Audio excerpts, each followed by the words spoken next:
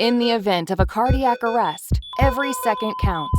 As soon as an emergency call is received, not only the ambulance, but also volunteer first aiders in the vicinity of the scene are alerted via mobile phone app. But although they arrive on the scene way earlier, they lack a defibrillator to stop the cardiac arrhythmia. This is where our drone comes into play.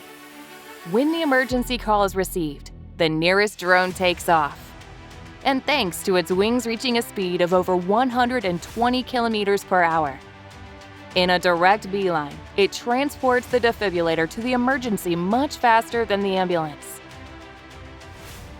Using a video stream, it determines a suitable location directly next to the emergency scene and lowers the defibrillator to the ground by rope. The first aider can directly take it and use it on the patient. Through this, the patient's probability of survival is tripled. Horizon presents Mission Pulse. Read more at www.horizon.org.